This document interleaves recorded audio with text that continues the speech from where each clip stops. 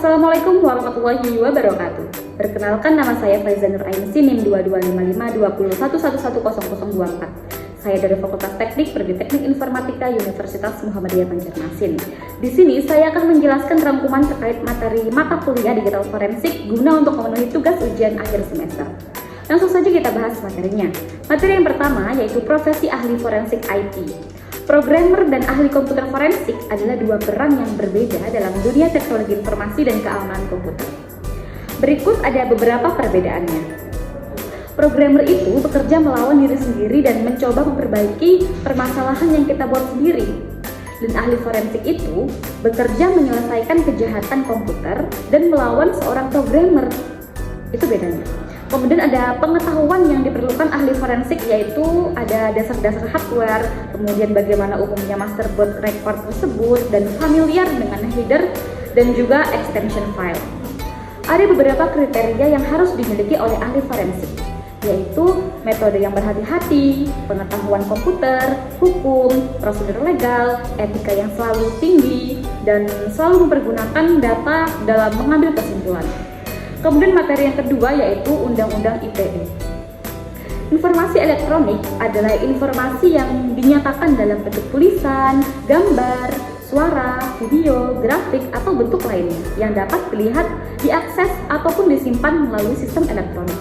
Undang-Undang ITE nomor 11 tahun 2008 pasal 1 ayat 1 disahkan pada tanggal 25 April 2008 sebagai bentuk pembaharuan terhadap Undang-Undang nomor 36 tahun 1999 tentang telekomunikasi.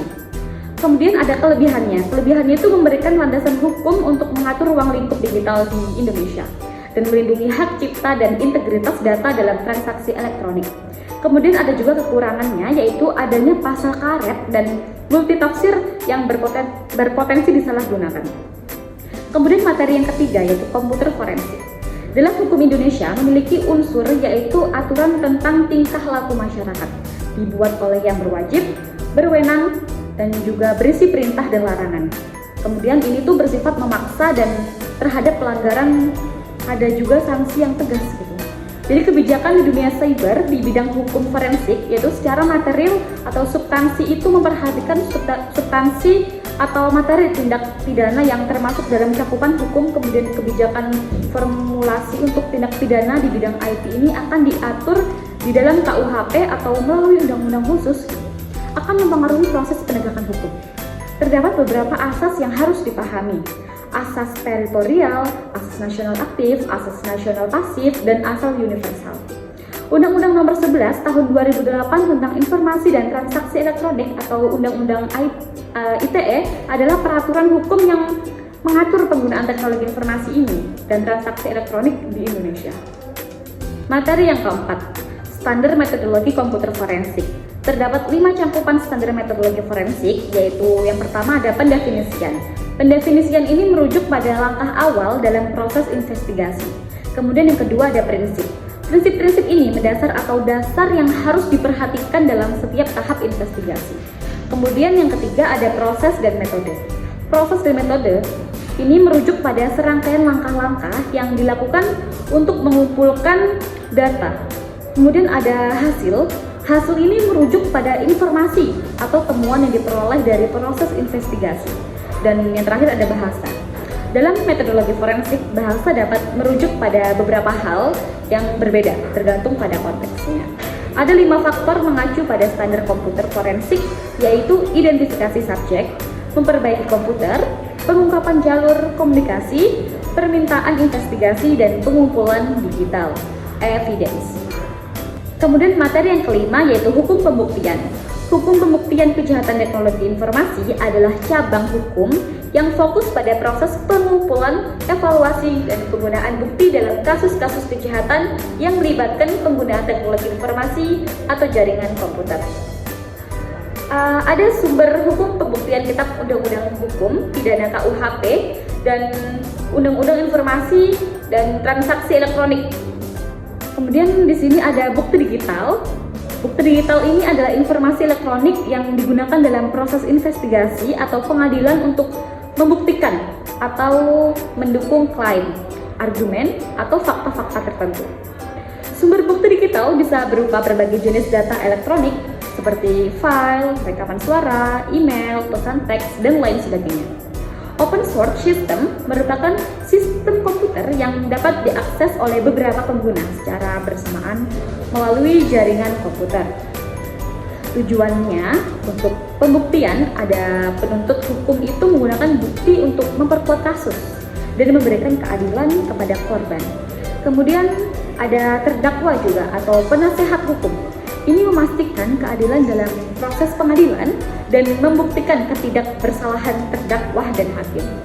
Dan juga menjamin evaluasi objektif dari semua bukti untuk mencapai keputusan yang tepat dan menggunakan metode pendekatan, metode deduktif, metode induktif, metode abduktif, dan metode rekursif. Kemudian materi yang keenam yaitu keamanan dalam teknologi informasi.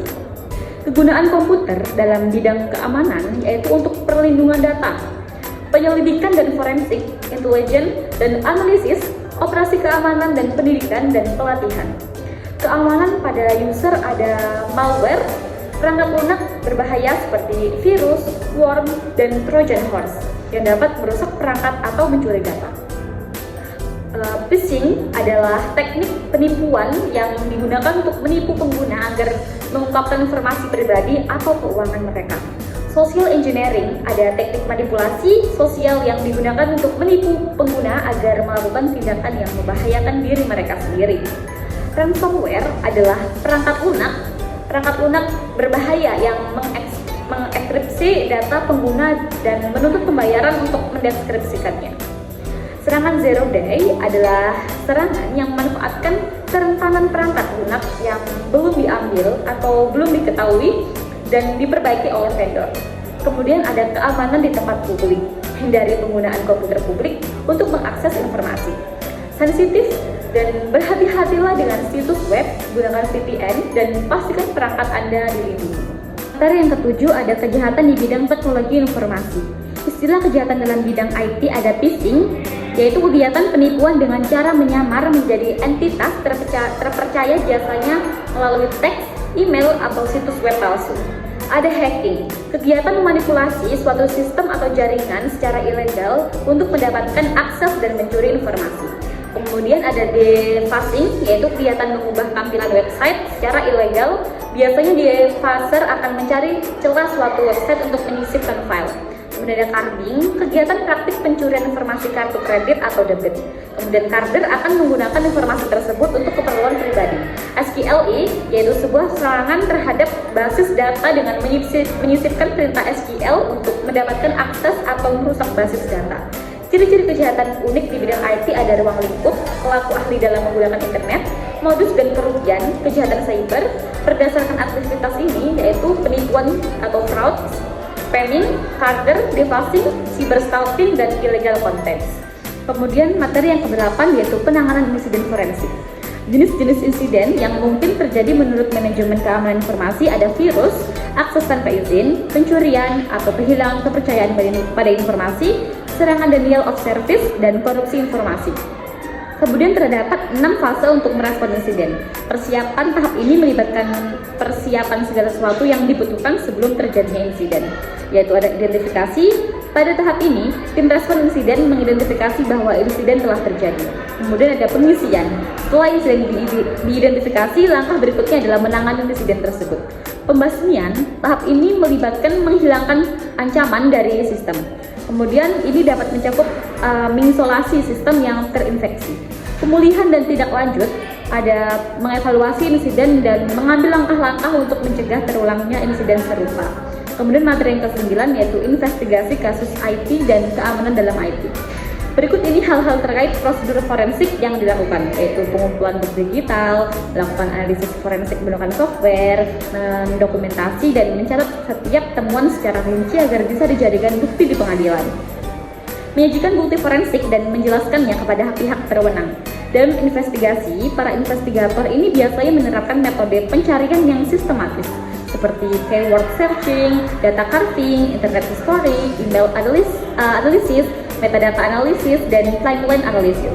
Cara untuk mencoba memulihkan recovery data yaitu file system recovery ini dilakukan untuk menggunakan software seperti Get Data Back atau RStudio, Unallocated, Space Analysis jika ada data yang belum dialokasikan. Periksa lagi sisa data yang mungkin belum ditimpa dan data carving. Teknik memulihkan data yang dihapus dari media penyimpanan dengan extract file berdasarkan header dan footer. Data read only dan ada software yang mencegah penulisan data ke media penyimpanan saat diakses tetap menjaganya dalam keadaan read only yang biasanya disebut read to author. Ekstraksi data adalah proses mengambil dan memulihkan data atau informasi tertentu dari sumber data digital seperti komputer, perangkat mobile, media penyimpanan, dan lainnya. Kemudian materi ke-10 yaitu perangkat teknologi forensik. Perangkat teknologi forensik terbagi dalam dua kategori utama, yaitu ada perangkat keras dan perangkat lunak. Komponen sumber daya informasi pada komputer forensik ada perangkat keras yaitu hardware, perangkat lunak yaitu software, basis data, database, data informasi, dan brainware. Perangkat keras forensik seperti write blockers mencegah perubahan data pada media penyimpanan. Kemudian ada forensic duplicators, yaitu membuat salinan bit dari media penyimpanan. Dan mobile forensic device, yaitu mengekstraksi data dari perangkat mobile. Kemudian ada perangkat lunak forensik seperti Ncache, yaitu pemulihan file, analisis email, dan pemeriksaan memori.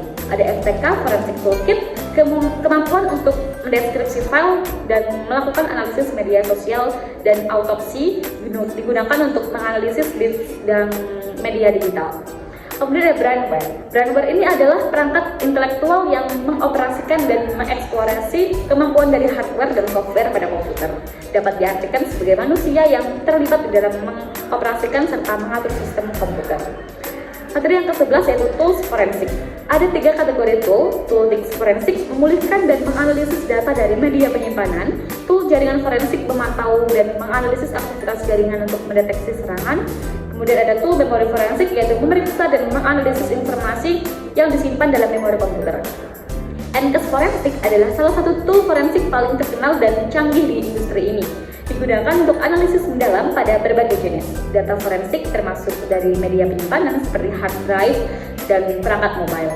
Autopsi adalah platform forensik open source yang populer untuk analisis disk dan memori.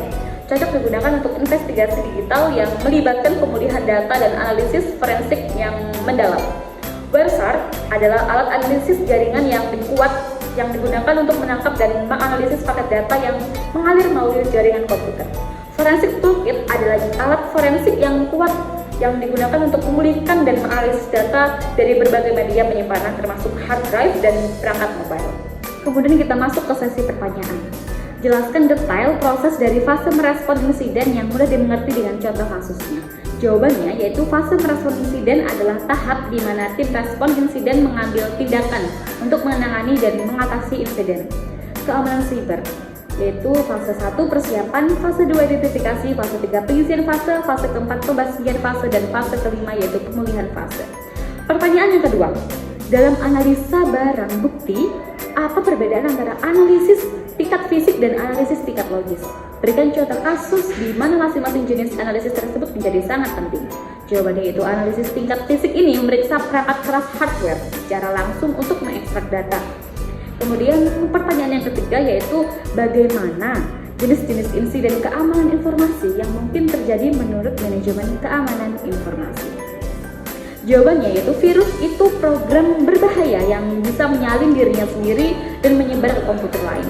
Merusak atau mencuri data, contohnya sebuah virus yang menyebar melalui lampiran email dan menginfeksi jaringan perusahaan.